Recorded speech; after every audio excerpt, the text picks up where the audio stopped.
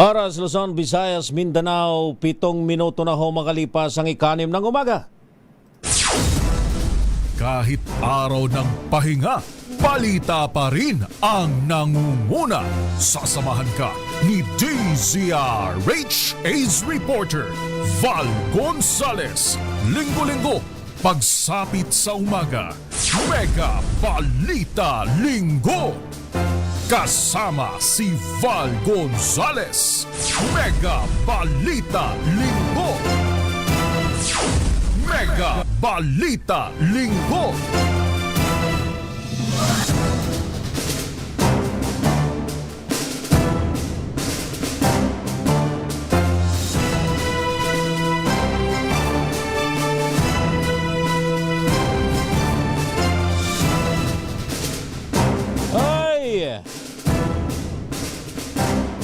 Isang magandang umaga Luzon, Visayas, Mindanao. Ngayon ay akin sinahon ng buwan ng Pebrero. Marami pa ho ba sa inyo ang wala pa sa inyong mga bahay? Yung saan-saan kasi kayo nagtutungo eh.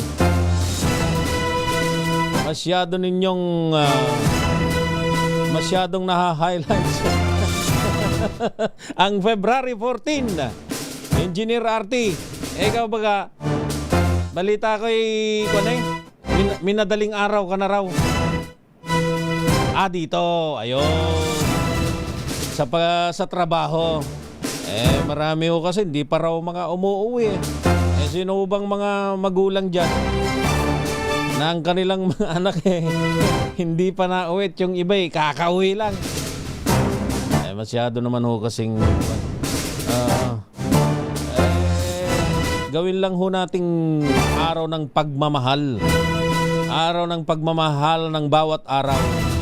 Hindi naman kailangan sumapit pa ho tayo ng February 14 para ho tayo magdiwang ng pagmamahal. Dapat ho araw-araw magpakita ho tayo ng pagmamahal. Ako po si Valentin Gonzales. Kaarawan ko kahapon Ako po ang inyong lingkod. Ako po si Val Gonzales. Samahan ho ninyo ako hanggang mamayang alas 7 ng umaga. Dito lamang sa Mega Balita Linggo.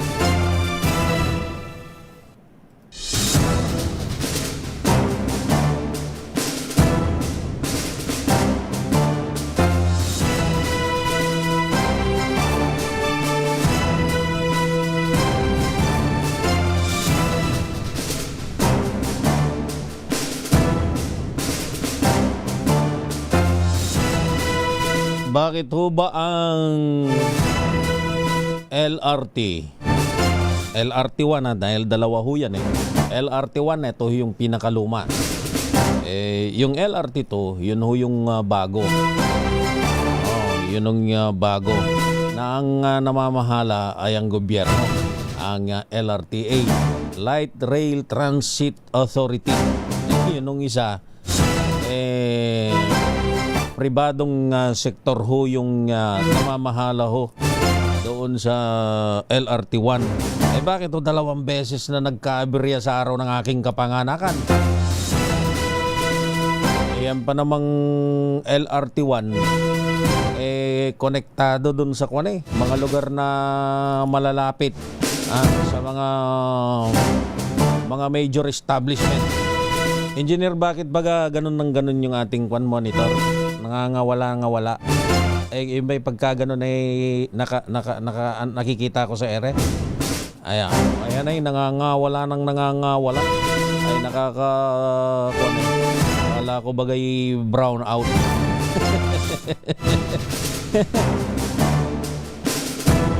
Akin sinahon ng Pebrero taong 2026. Maraming salamat po pala dun sa lahat ng bumati. Hindi ko ho maisa-isa. Hindi ko maisa-isa na ho lahat yung mga nagpahatid ho ng kanilang pagbati sa aking kaarawan.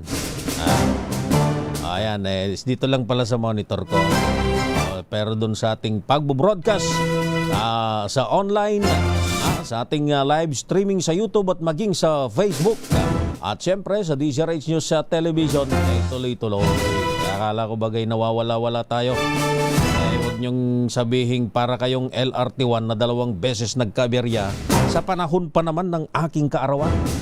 Dapat ay pagpapalaganap ng pagmamahal, pero bakit naman pahirap ang ipinakita sa ating mga kababayan? Siyempre may mga paliwanag ho dyan ng LRT1. Speaking of train system, alam mo ba ninyo itong MRT? Engineer RT, alam ko lagi kang nasakay ng MRT. Wag ka nang tumanggi. Alam mo ba ninyo yun pong kanilang general manager na si Engineer Kapati. Inirereklamo ng mga empleyado yung Employees Association ng MRT3. Inirereklamo dahil daw ho dun sa mga kapalpakan dun ho sa pamamahala na ikinatatakot ng asosasyon ng mga empleyado ng MRT3 na baka mangyari sa kanila itong nangyari sa LRT1. Dahil meron daw kahit yun ang sabi dun sa report, sa sulat nila, doon sa kanilang apila ng pagkadisgusto sa kanilang general manager na si Engineer Kapati. Dahil may mga policy daw, kahit hindi raw dapat na tumatakbo, ay pinapatakbo, pinapayagang ito ay mapunta ho dun sa rail system, dun sa linya at magamit ng ating mga kababayan. Ano ang ibig sabihin ho ng mga ganyan? Mga empleyado na mismo yung nagsasabi ho niyan. Kausap ko nagkausap kami sa pamamagitan ng text message ni Engineer Kapati. Sabi niya maglalabas daw sila ng statement ho dyan. At sana ay marinig ho ng ating mga kababayan yun hong ikangay paliwanag mismo ng general manager ng MRT3 doon ho sa reklamo nung kanilang mismong Employees Association ho ng MRT na nagpahayag ho at inisa-isa yung daw mga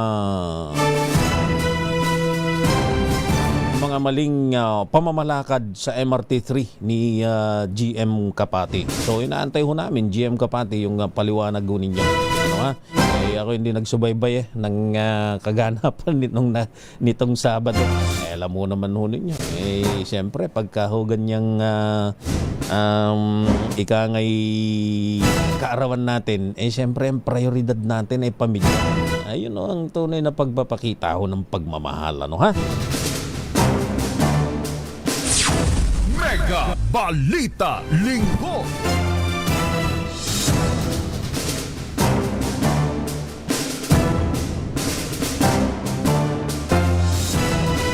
Bueno, wag na tayo magpaligoy-ligoy pa.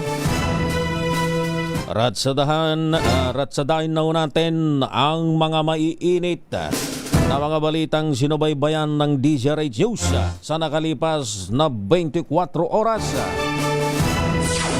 Mega Balita Linggo. Senador De La Rosa, Bongo, kasabwat daw ni dating Pangulong Duterte sa kasong Crimes Against Humanity. Ayon ho yan sa ICC. Senator Go, bumuelta. Mega Balita Linggo. Kumpiyansa sa administrasyon ni Pangulong Ferdinand Bongbong Marcos Jr. unti-unti nang bumabalik ayon ho yan sa mga ekonomista. Mega Balita Linggo. Mandatory registration ng mga agri-storage facilities ipinag-utos ng Department of Agriculture. Mega Balita Linggo. 3 weather system magpapaulan sa bansa ngayong araw ng linggo ayon huyan sa Pag-asa. Mega Balita Linggo. At LRT1, 2 beses nagkaberya sa Valentine's Day. Mega Balita Linggo. 6 na sunod na oil price hike asahan na sa araw ng Martes. Mega Balita Linggo.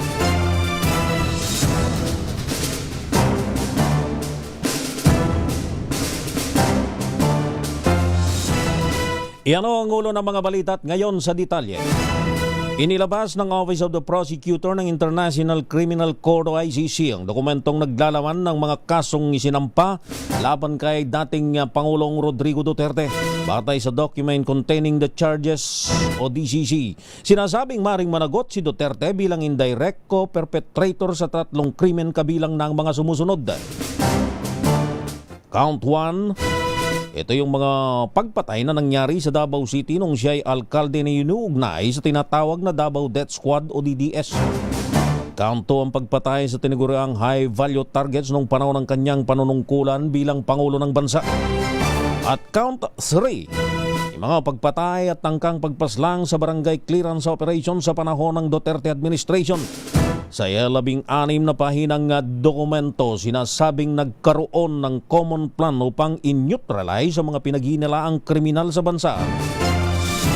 Ito raw ay mula Nobyembre 1, 2011 hanggang Marso 16 ng taong 2019. Nakasaad din sa dokumento na umano'y nag-utos, nag-udyok at tumulong si Duterte sa mga miyembro ng DDS at iba pang network upang maisagawa ang naturang mga krimen. Mega Balita Linggo.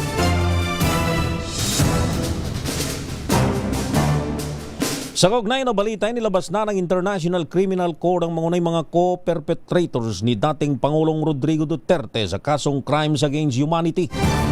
Base sa document containing the charges na inilabas ng ICC, may common plan umano si Duterte at co-perpetrators kaugnay ng kampanya kontra illegal na droga.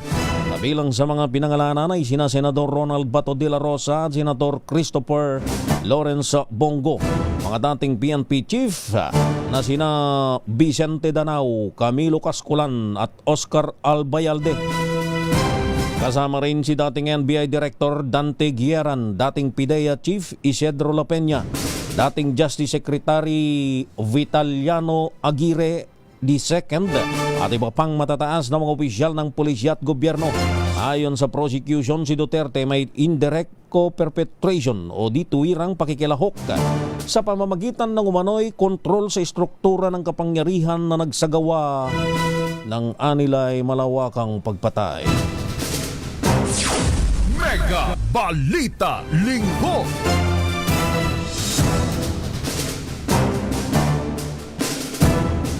Sa kaugnay na balita, bumuelto naman si Senador Bongo sa pagdawit sa kanyang pangalan sa kasong Crimes Against Humanity ni dating Pangulong Rodrigo Duterte. Ito'y matapos siyang pangalanan ng Office of the Prosecutor ng International Criminal Court o ICC bilang co-perpetrator o kasabwat sa pagpapatupad noon ng war on drugs. Sa statement ng senador, mariin nitong itinatanggi ang mga ligasyong tinawag nitong walang batayan at hindi patas. Aniya wala namang kinalaman sa giyera kontra droga ang kanyang paninilbihan bilang special assistant ni Duterte noong 2016 hanggang 2018 at executive assistant to the mayor ng Davao City mula 1998 hanggang 2016. Pinalabulaanan din ni Senador Gong pahayag na nagsilbi umano siya bilang chief of the presidential management staff na hindi naman niya umano naging trabaho.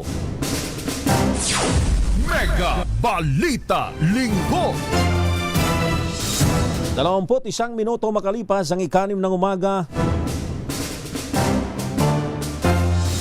Kagaya ni Senador Christopher Lawrence Bongo, itinanggi rin ni dating Justice Secretary Vitaliano Aguirre II na may kinalaman siya sa war on drugs ng Duterte administration. Kasunod ito ng pagkakadawit ng pangalan niya sa mga dokumento ng International Criminal Court bilang isa umano sa mga co-perpetrator ng umano'y crimes against humanity. Sa isang pahayag, sinabi ni Aguirre na wala siyang ginawang mali at hindi siya lumahok sa kahit anong implementasyon ng extrajudicial killings. Pero minado si Aguirre na bukod sa pagiging DOJ Secretary, nagsilbi siyang abogado ni Duterte at ng umano'y mga miyembro ng Davao Death Squad. Pero git ng dating kalihim, ito'y bilang bahagi lamang ng kanyang propesyon. Mega Balita Linggo. 22 minuto na ho makalipas ang 6 ng umaga, bumabalik ng kumpiyansa ng mga namumuhunan mula nang lumatay ang isiniwalat ni Pangulong Ferdinand Bongbong Marcos Jr. na flood control scandal. Ayon sa ekonomistang si Michael Ricafort, may mga senyales ng sumisigla muli ang ekonomiya ng ating bansa. Kabilang aniya sa mga nakapagpabalik ng tiwala ng mga investors ay ang priority reform measures na inilahad ni PBBM kalaunan. Ito ay ang pagsulong ng Anti-Political Dynasty at Kadena Bill, pagpasa sa Independent People's Commission at pagreforma sa party list system. Sabi sa DZRH ni Ricafort, nagbunga ito ng bagya ulit na paglakas ng piso, investment sa stock market at foreign direct investment. Kumbaga, if you compare that yung previous year, based na siya sa good governance, no? Katmari, no, wala na yung mga nakakalusot na yung mga insertion na questionable. So nandoon po yung senyales. Tsaka ito rin yung nagpa-sustain yan December 9. Ang galing mismo sa Pangulo na ang medyo radical po yung when it comes to the reform measures na kinumit niya.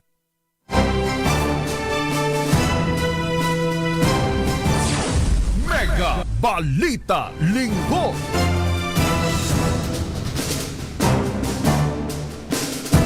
Apat na minuto makalipas ang 6 ng umaga, patuloy na magdadala ng pagulan ng shearline, hanging amihan at sisterly sa iba't ibang bahagi ng bansa ngayong linggo. Pagtayan ng pag-asa, maaaring magdala ng thunderstorm o mga salubungan ng mainit na malamig o mainit at malamig na hangin sa Metro Manila, Central Luzon, Cagayan, Isabela, Quirino, Nueva Vizcaya, Benguet, Ifugao, Pangasinan, La Union, Laguna, Rizal at Quezon. Bagyang maulap hanggang sa maulap naman ang papawiring sa natitirang bahagi ng Ilocos, Cordillera, Cagayan Valley dahilan sa hanging amihan. Habang sa Dinagat Island, Surigao del Norte, Surigao del Sur, Basilan, Sulot, Tawi-Tawi ay umiiral naman ang isolated rains buhat ng o dahil sa easterlies. Babala ng Weather Bureau, maaari itong magresulta ng pagbaha o landslide.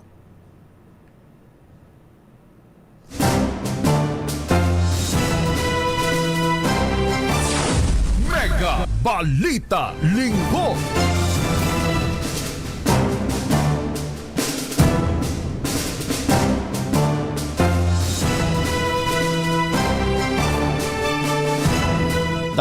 limang minuto makalipas ang 6 ng umaga, isasara naman ang ilang kalye sa lungsod ng Maynila bukas, Pebrero 16, araw ng Lunes. Bilang bahagi ng selebrasyon ng Chinese New Year, abiso ng Manila Police District, magsisimula ang mga aktibidad ng alas 3 ng madaling araw. Unang isasara ang Binondo Intramuros Bridge sa umaga na susundan ng Jones Bridge alas 7 ng gabi. Isasara rin ang Plaza Lorenzo Ruiz U-turn access mula Juan Luna hanggang Quintin Paredes, dakong alas 10 ng gabi, maging ang bahagi ng Ongpin at Plaza Cervantes. Pinapayuhan ang mga motoristang maghanap muna ng mga alternatibong ruta habang nakasara ang iba't ibang mga kalye sa lungsod ng Maynila. Mega Balita Linggo. At sa pagpapatuloy ng ating balitaan, ako pong muling inyong lingkod sa pagbabalita. 26 na minuto makalipas ang 6 ng umaga, suspendido ang number coding scheme sa araw ng Martes, Pebrero 17, kasabayan ng pagdiriwang ng Chinese New Year. Ayon sa anunsyo ng MMDA, dahil special non-working holiday sa Martes, maring bumiyahe sa mga pangunahing kalsadang mga sasakyang may plakang nagtatapos sa 3 at 4. Samantala, wala pang anunsyong Makati City na may sariling coding scheme mula alas 7 ng umaga hanggang alas 7 ng gabi, kung suspendido rin ang kanilang pagpapatupad. Sa wala advisory ni hayag ng Manila Police District na may ilang kalsada sa Binondong isasara sa Pebrero 16, bisperas pa lamang ng Chinese New Year. Kabilang dito ang Binondo Intramuros Bridge simula alas 3 ng madaling araw at southbound lane ng Jones Bridge simula alas 7 ng gabi at ang northbound lane nito simula alas 9 ng gabi. Mega Balita Linggo. Samantala, nagdulot naman ng matinding perwisyo sa maraming mananakay ang 2 beses na berya ng LRT1 kahapon araw ng Sabado. Una itong nagpatupad ng limitadong biyahe mula PJ Station hanggang Hilpuyat Station dahil sa technical fault sa Baclaran Station. Pasado alas 7 ng gabi, sumabay sa rush hour ang panibagong aberya sa pagitan ng Vito Cruz at Quirino Station dahilan para gawing limitadong biyahe sa Baclaran hanggang Dr. Santos Station. Batay sa advisory ng Light Rail Manila Corporation, ito ho yung operator ng LRT1 bandang alas 9:28 kagabi.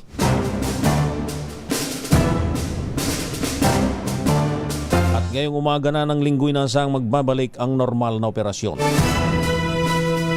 Hindi kaya dahil maraming hindi nakauwi kagabi? Dahil wala nasira yung kwan. Kasi ito kasing istasyon na to, Engineer RT, dikit doon sa mga pinupuntahan mo pag ikaw napupuyat at ayaw mo nang magmaneho, ayaw mo nang mag-drive, nagpapalipas ka ng gabi. Kaya abateka nung nakaraang linggo, di ba, yung may nahulog. Actually ayaw nilang sabihing nahulog Ayaw nilang sabihing nahulog dahil may sarili nga daw silang investigasyon na. Na nagdulot ngayon ng ng samot-saring usapin sa social media yung suspect bakit daw kakasuhan ng PNP. Alam mo, Engineer RT, maraming hindi nakakaintindi rin doon sa trabaho ng ating mga otoridad, lalo na ng pulisya. Kasi kaya sila ay nag-file ng kaso. Basic yun. Meron kasing may binawian ng buhay. Lahat naman tayo, wala naman dun sa pinangyarihan ng insidente. Yung nag-iimbestigang pulis, wala naman din dun sa lugar. Ang kanila pinagbabasihan ay yun lamang mga ebidensya na nakuha po nila base dun sa mga witnesses at doon sa mga kuha ng CCTV. Ngayon, ang magdidetermina kung mayroong kasalanan yung nagmamaneho o yung itinuturo kahit sa ibang mga kaso, hindi naman ang pulis. Dahil kung ang pulis ang bibigyan natin ng karapatan, na siya na ang magdesisyon kung may kasalanan yung inirereklamo o wala. Kung may kasalanan o wala yung suspect na itinuturo. Halimbawa sa ibang krimen, hindi yung in particular doon sa insidenteng yun dahil exemptional yung ganun ang tawag sa insurance ng ganun acts of nature. As a matter of fact, kapag sa insurance, meron special rider na babayaran ka kung mayroong mga extraordinary cases na maring ikamatay o ikasugat ng isang kumukuha ng insurance o ng siguro. Ganon yun. Kaya nga, kung kukuha ka ng insurance, may rider. Halimbawa, ito tayong mga nagtatrabaho po sa media. Mga nasa media industry, mga reporter, lahat. Dahil mas nasusuong tayo doon sa panganib. Hindi pareho yung babayaran nating premium doon sa kukuhanin nating insurance kumpara doon sa ordinaryong tao na hindi naman nagtatrabaho bilang media o hindi naman reporter, hindi naman broadcaster, hindi naman journalist. Dahil sa tingin ng Insurance Commission at ng batas na bumuo ng Insurance Commission, mas prone to panganib yung buhay ng isang reporter, ng isang mamamahayag, ng isang journalist. Kaya kapag kayo ay kumuha ng insurance, may dagdag na bayad, may rider yun. Yung kung halimbawang ikaw ay siyempre insurance ang pinag-uusapan diyan kamatayan at kasakitan. Pagkakasakit o kamatayan, magkaiba yun. May rider tinatawag kasi nga mas malapitin dun sa kapahamakan ang buhay ng isang mamamahayag. Now, binabanggit ko lamang yan para bigyang linaw din yung trabaho po ng isang pulis. Sila kasi hindi naman silang magdidetermina kung may kasalanan yung inirereklamo o kung sino man yung biglaang nasangkot sa isang aksidente, isang krimen o isang pagkakataon. Kaya nga ang rekomendasyon lagi nila isampa natin, ilagay ho natin sa tamang proseso ho ng batas, dalhin ho natin sa piskalya. At ang inquest fiscal, ang siya hong magdidetermina kung meron nga hong kasalanan base doon sa isusumiti ng pulis na mga ebidensya. Ganon ho yun. Kaya nga ho, naging usapin pa ho yan. Wala naman hong kailangan baguhin pa hong kwan eh. Wala naman kailangan pa hong baguhing batas pa ho dyan eh. Nandyan na ho yung batas na yan. Naging na-highlights lang ho yun kasi nga, visible naman dun sa ating mga kababayan kasi na parang walang kasalanan. Yun pong nagmamaneho. Kung ibibigay ho natin sa pulis yung pagdidetermina kung mayroon hong kasalanan o wala, o kailangan bang sampahan ng kaso o hindi, yung isang inirereklamo, magka-windang-windang ho tayo dyan. Mega Balita Linggo. Ay, 33 minuto na ho makalipas ang ikanim ng umaga. This